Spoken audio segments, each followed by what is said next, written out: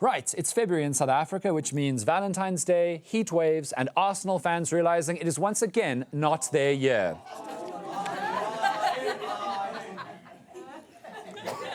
Look, it's worse if you're an Arsenal and a Chiefs fan, okay? Count your blessings.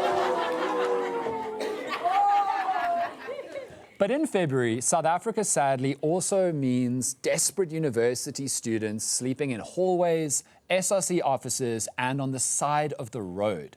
It means students protesting lack of accommodation and fee blocks. It means universities desperately trying to find more room and make allowances for students in historic debt. This situation is so inevitable every year that some universities now have protest plans for these early weeks, where they get lecturers to prepare for online classes, they assume classes are going to be disrupted, they get them to lecture very little key material, and not to set any assessments in that period. That's how predictable protests are at this time. And at the point where universities just know it's coming, and make plans, that means there is a systemic issue that is not being resolved. I can't believe I'm saying this, but it's 10 years since fees must fall, and this is still happening. So let's take a long look at what is fundamentally wrong with the system that causes university students to suffer and need to protest every year to get a higher education that would transform their whole lives. To best understand what is wrong, we're going to work through 3 questions. 1, what are the students supposed to do? 2, what are universities supposed to do? And finally, what is government supposed to do? Okay, so let's start with the students. There are very few universities in South Africa, far fewer than the number required to cater for all the school graduates who want to study further. Getting into university is already a massive achievement. It means you got the marks required to get in ahead of many, many people. But universities are often also expensive, extremely expensive for many students who don't come from well-off homes. And many students need to travel far to cities that have universities. They need to pay for accommodation, food, and transport costs when they get there. The government gives some funding to universities to help them keep costs to students down, and the National Student Financial Aid Scheme, NSFAS, is meant to give students financial support to cover their needs. But every single year, students arrive in February to no available university accommodation, or bad accommodation in disrepair, or no private accommodation near the university, or no affordable private accommodation. Often, these are first years, 18-year-olds, guys, fresh out of matric, often traveling to cities for the first time, alone, and they have to end up sleeping anywhere they can while they try to find somewhere to stay. CPUT students in Cape Town had to sleep on the pavement on the street in the CBD just a few weeks ago in 2025. Now, sometimes universities make administrative mistakes, which means that students who've been promised accommodation arrive and they don't get it. Often, though, students get to campus and then look for accommodation, and that makes sense. They want to see the lodging, particularly if it's private lodging, before they commit to it, right? They want to know where it is, how safe it is, how nice it is. But then the same situation happens. There aren't enough beds on campus or nearby. Landlords demand rents that many can't afford. Students don't want to live far from campus, but are forced to, which exposes them to long, exhausting, costly transport commutes and unsafe neighborhoods. Here is one of our show's best friends, and honestly one of South Africa's most important storytellers, Poppy Sibia from The Poppy Show, showing you exactly how this works. Traveled to school with me as a student who did not get on-campus accommodation. First year BSc Physical Science at UWC, baby. Hayi kaloku nje. Again, fika seyigcwele. Two apha. Yo, hayi ke kamani niyabazoonoteksi, sazube late. All right, now I am at Belleville Taxi Rank, I think that's what it's called. I need to take a taxi to Delft, and that's the taxi that will drop me off at the UWC. So this taxi is full. I have to wait for the next one to fill up. And the time is 7:30. I have to be at school 8. Wish me luck. Oh, Aisha, mikhawulezile ugcwala. Hold the door. And the responses to Poppy's video were so heartbreaking. South Africans wrote about how many times they were mugged, roughed up, assaulted because of how far they had to live from campus and where they had to travel to get there. They wrote about how much money they had to spend on transport, how miserable they were because they would have to get up so early to get to class, how it affected their energy levels, their studies, and their mental health.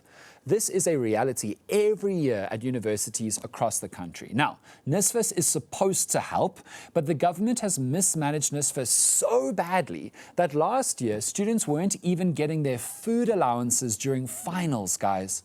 Some students had to eat from soup kitchens set up to help them out when they had no other money while trying to pass their final exams to get their degrees. NSFAS routinely grants students funding for accommodation, transport, food, books, and the money doesn't arrive on time, or the right amount doesn't arrive, or the money just doesn't arrive at all. And that's particularly hard when you're trying to sign a lease on a place to stay. You often need to pay upfront deposits on a few months' rent to the landlord.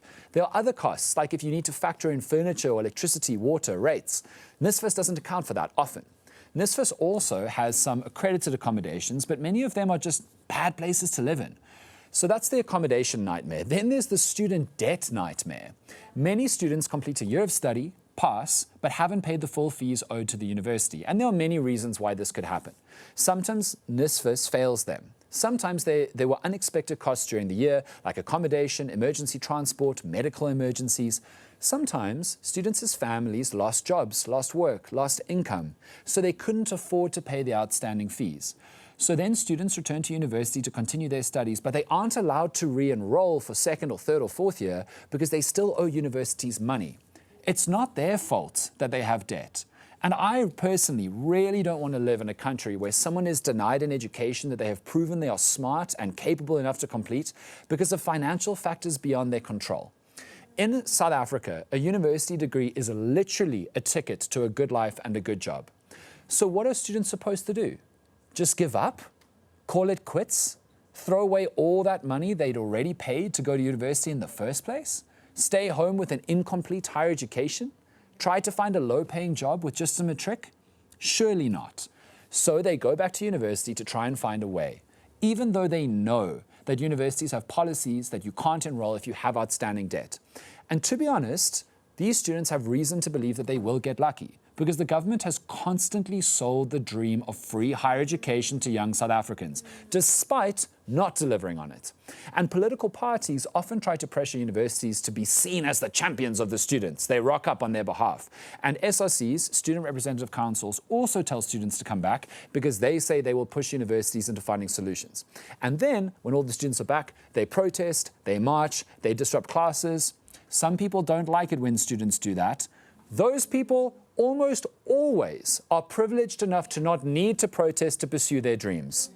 Those people need to know that a protest is not a protest if it's approved.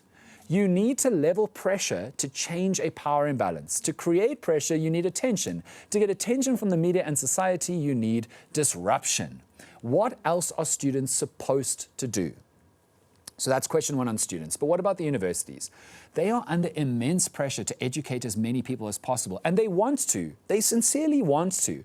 Over the last few decades, universities in South Africa have significantly increased their student intakes. They are teaching way more students than ever before. Government requires them to do so, but the government has also not provided sufficient funding to help universities cover the costs of doing so much more teaching and providing so much more accommodation and transport and food and study materials. Universities try to keep up, but ultimately, universities are businesses. They can't pay for services if they don't have the money. So they try and cover costs. They have expensive fees to try and cover those costs. How else can they do it? They need fees to be paid. They can't reasonably be expected to have students who owe them money to study further, because what assurances are there that those students will pay for their new courses? They still haven't paid for their last ones. Some universities have the money to try and help students, like UCT, which allows students with under 10,000 Rand outstanding fee debt to enroll, but other universities can't afford this. Universities also suffer NSFAS failures because they need that money from students to pay for their own costs. Universities can't just build new accommodations. They can't just hire more lecturers or cooks or cleaners or buy more buses or hire more bus drivers without money. And so every single February, universities know they will have to reject students for outstanding fees. And they know that there will be students who they cannot give lodging to, who cannot find anywhere else to live. But their hands are tied, guys. What else are universities supposed to do? So, how do we get out of this mess? Well, that's question 3. What is the government supposed to do? Because this never-ending situation is totally, completely the ANC government's fault. The ANC promised free higher education. They created that expectation. The ANC government made sure universities were accepting more students, which is good. But the ANC government also did not provide the funding needed for universities to accept more students and keep the tuition fees down. He's not there anymore, but under the loathsome Blade Nzimande, who used to lead the Department of Higher Education, they completely avoided accountability for NSFAS's failures. For years, they disregarded students. They let universities suffer the brunt of justifiable student anger that was meant for them, the government. Many universities lost private donor funding because of the lengthy protest disruptions, which ironically meant they had even less money to help students than before. And the government let that happen.